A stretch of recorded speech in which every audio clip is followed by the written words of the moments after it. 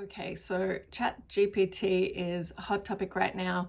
Just doing a little series on the ways that I'm using it and some example prompts that you can try yourself. This edition is all about how I use ChatGPT to help me at work. It can edit things, convert data, generate code. Other categories that I'm doing this series on is help with my home life, helping me learn, and things to do just to have a bit of fun. If you're interested in those, go check them out. Otherwise, stay right here. So there are 10 prompt ideas and I'll try to go through them quickly. The first one is to generate blog post ideas. Say, for example, you had a self-improvement blog with a focus on digital life. That would be cool, right? Wouldn't it? Wouldn't that be cool? You can ask it for some blog post ideas. You could use this for your business or for any other kind of brainstorming that you might be needing to do for work. Generating ideas is something that it does pretty well. The next one is, say you need a YouTube video script. You could plug in YouTube video script for a 1-minute video about how to use ChatGPT to save time at work. And so here it comes up with the shots, the voiceover, the flow. More than just the text, it kind of gives you a bit of back and forth energy for how that could work. So that might be a helpful starting point if you're that way inclined. I did not do that, maybe I should have. The next one is to refine text. So if you need something to be summarized and then you need to paste what that text is going to be.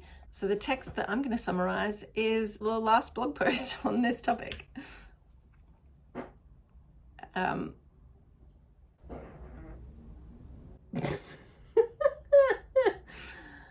It's okay. So the text that I'm going to summarize is the previous blog post about how to use ChatGPT to help me work. Maybe this is getting too meta, but this is what we're going with. So I just pasted in the blog post text from producingparadise.com and it gives you a nice little tidy summary. I guess the blog post could have just been that long. Next one is you can convert a data set. So an example of this would be, hey, change these negative values into positive values. This was something that I was doing a budget review and I had to get my transactions exported out of my bank account.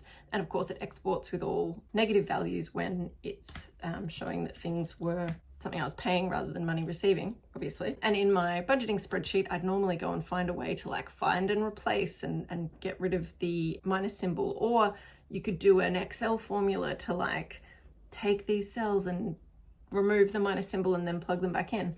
But the new way to do it is you just come to ChatGPT, give it the list of values, and then it'll paste it right back. So you can just plug it in that way. It is far quicker than any formula writing or find and replacing. Another idea is getting facts that you could use in a presentation. So let's start a new section. I want to know about facts about women in the workforce and the gender pay gap in Australia. So say I was doing a presentation or trying to look into things that might be relevant to my work. This would be one way to go and scout facts. I will say if you go and look up these kind of things in ChatGPT, you want to then go and check the sources and verify that the facts are true, because a lot of the time if they've been sourced from the internet, we all know that the internet can lie. I'd never lie, but ChatGPT would. All right, another one is writing Excel formulas. So you might be an Excel wizard, but there's always that one thing that, you know, you're trying to figure out how to do it, and ChatGPT lets you write it in human language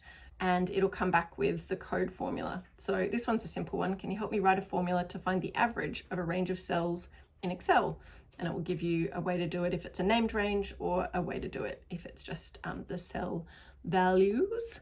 Another one is, actually, I need to create some meeting notes first, or a meeting transcript. So create a meeting transcript for a website project meeting.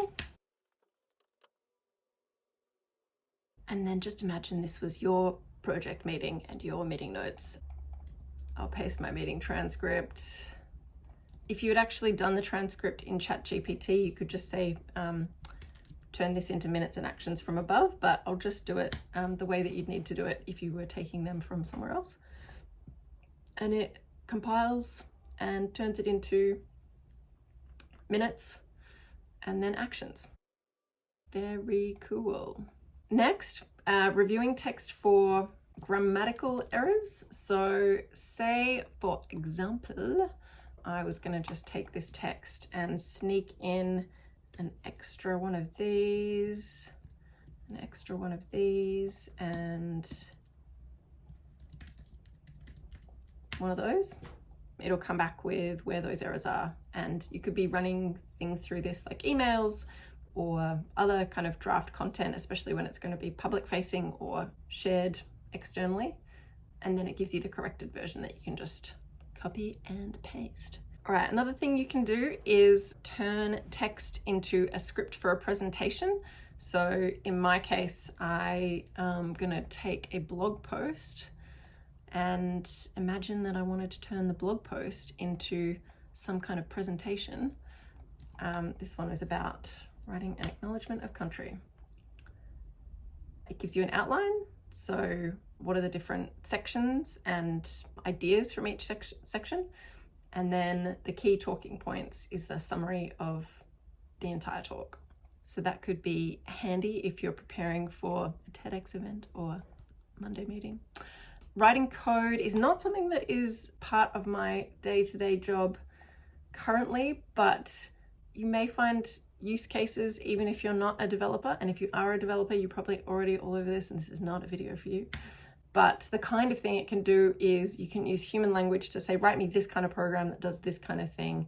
And it generates the, in this case, it's Python script, but it does all kinds of other scripts as well. So that is the list. These are the ways that I'm playing with ChatGPT for work and prompts that you might like to try or adapt for yourself. If there's any others, big ones, maybe there's something new with version 4, maybe there's a glaring omission from my list. I'd love to know how you're using it at work, if at all. Okay, thanks, bye.